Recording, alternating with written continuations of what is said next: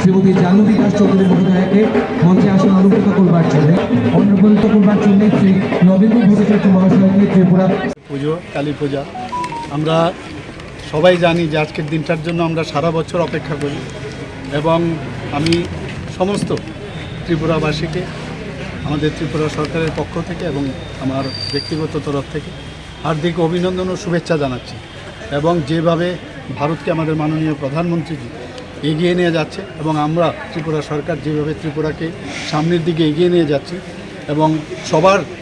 মায়ের কাছে এটাই প্রার্থনা করলো, সবার মঙ্গল কামনা করেছি এবং সবার সহায়তায় আমরা আগামী দিন যেন ত্রিপুরাকে এক ত্রিপুরা শ্রেষ্ঠ ত্রিপুরা বানাতে পারি।